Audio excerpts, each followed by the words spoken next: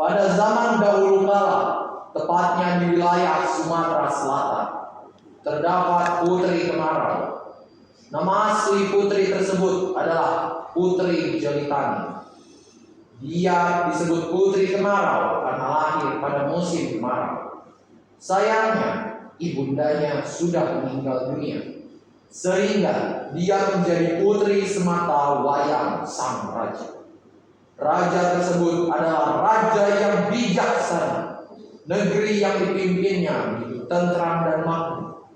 Namun, pada suatu ketika, negeri tersebut dilanda musim kemarau yang begitu panjang. Bagaimana ini? Apakah kau sudah mengalami kondisi negeri beberapa bulan ini? Ya, negeri ini tampak begitu menyedihkan. Ada banyak rakyat yang mengeluh tentang musim kemarau. Mereka kekurangan air. Tidakkah kau berpikir sebaiknya kita menghadap raja saya saja agar beliau menangani masalah ini? Aku setuju, ayo kita ke istana. Dalam perjalanan, mereka bertemu dengan rakyat yang lain. Rakyat tersebut ikut bergabung menuju istana untuk bertemu dengan sang raja. Kalian sudah kemana? Kami ingin menghadap raja agar mengatasi masalah kekeringan ini. Apakah kau ingin ikut? Ya, aku ikut. Sawahku juga kering akibat musim kemarau ini. Mereka berjalan ke istana. Setibanya di istana, mereka bertemu dengan pengawal, dan pengawal tersebut mengantar mereka ke hadapan sang raja.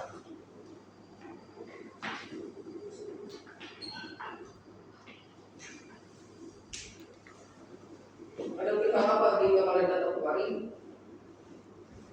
Bagaimana ini? Mohon maaf atas kedatangan kami Baginda. Maksud kami kemari ialah untuk memohon kepada Baginda menanggulangi masalah yang tengah melanda negeri ini. Baiklah, sebenarnya saya juga memikirkan masalah kemarau ini. Siang ini saya sudah mengundang para peramal untuk berkumpul di istana dengan tujuan untuk menemukan jalan keluar atas masalah ini. Baiklah Baginda, kami akan menunggu kabar baik dari Paduka. Kalau begitu, kami mohon diri.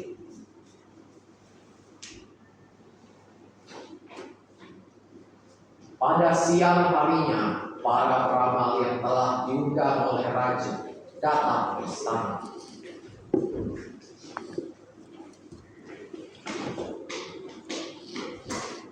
Maaf Baginda, apa garangan Paduka memanggil kami kemarin? Saya mengundang kalian dengan tujuan untuk mencari jalan keluar atas masalah kekeringan yang terjadi sekarang ini. Berikut maaf Baginda, ini kita dapat menemukan solusi atas masalah ini. Lalu siapakah yang bisa mengatasi masalah ini? Alangkah kasihannya rakyatku di negeriku. Mereka begitu menderita. Maaf atas keterbatasan kemampuan kami berbeda. Baiklah, kalian boleh kembali. Kalau begitu, kami pergi. Para peramal meninggalkan kerajaan. Sementara itu, raja dan para pengawal berkumpul di ruang pertemuan. Aku merasa begitu bersalah pada rakyatku. Aku tidak mampu mengatasi penderitaanku. Ampun Baginda, setelah mendengar kabar tentang seorang peramal yang amat sakti. Peramal itu berada di desa yang jauh dari kerajaan ini dan sangat terpencil. Benarkah? Aku harap dia dapat memberikanku solusi. Segera siapkan kereta. Aku akan menuju ke desa itu. Baik Baginda. Raja segera bersiap-siap untuk menemui peramal yang dimaksud. Setelah itu, seluruh keluarga kerajaan. Dua ayahku, ayah akan menemui seorang peramal yang ada di desa yang jauh dari kerajaan ini. Setelah pergi ayah percayakan kerajaan ini kepadamu. Baiklah ayah, aku akan mematuhi perintah ayah. Raja segera berangkat dan meninggalkan kerajaan. Setelah beberapa lama, raja pun tiba di kediaman peramal yang dituju. Setelah mengetuk pintu beberapa kali, peramal itu membuka pintu.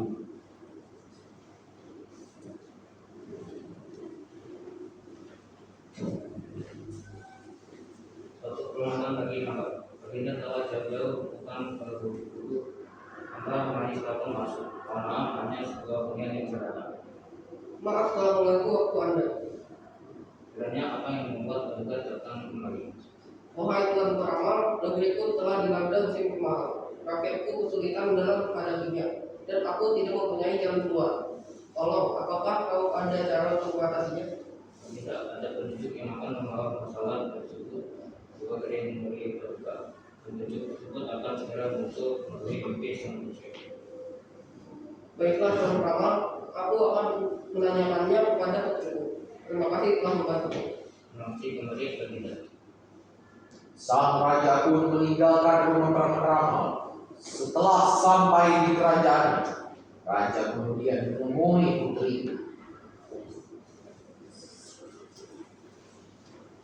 Wahai anakku, ayah sudah bertemu dengan peramal yang ayah ceritakan tempoh hari.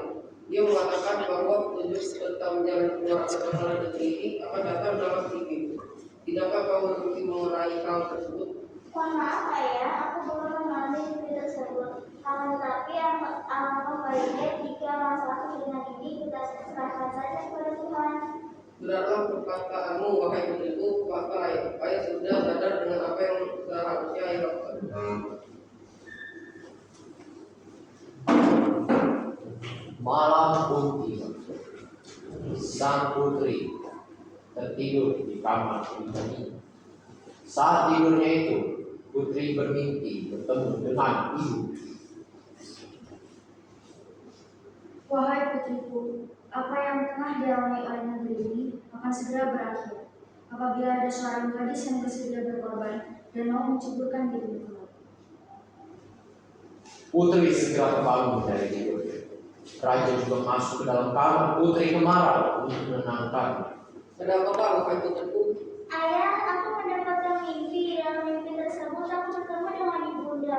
Ibunda mengatakan bahwa kesulitan yang tengah dialami oleh negeri ini akan segera berakhir apabila ada seorang gadis yang bersedia berkorban dan mau menceburkan dirinya ke laut. Bila memang begitu, mari kita berikan pengumuman kepada rakyat tentang hal ini. Ayah juga akan mengadakan sayembara untuk menemukan gadis yang rela berkorban untuk kerajaan ini. Pada keesokan harinya, raja menepati ucapannya. Raja mengumpulkan rakyatnya dan bertanya, siapa yang mau berkorban sesuai dengan mimpi yang dialami putrinya.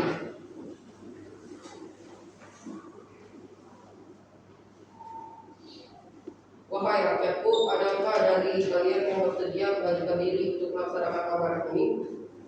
Mohon maaf ayah, saya telah mengorbankan diri demi kemakmuran seluruh rakyat yang ada di negeri ini.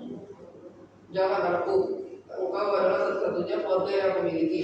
Engkau pula yang akan meneruskan memimpin kerajaan ini. Tidak ayah, sebaiknya saya menjadi korban demi rakyat. Mungkin saja ini adalah takdir saya. Baiklah putriku, kalau begitu tekadmu, maka nanti malam kita akan menuju ke tepi laut.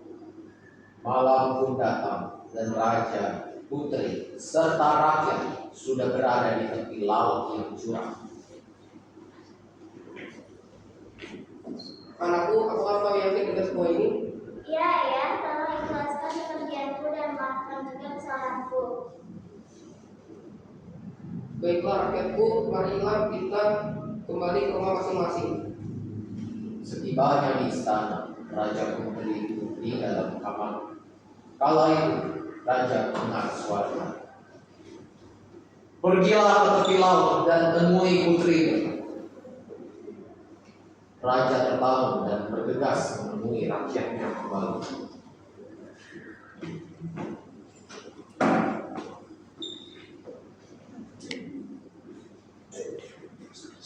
Wahai rakyatku, marilah kita ke tepi laut kembali. Ada suara yang mengatakan bahwa aku ada kesalahan.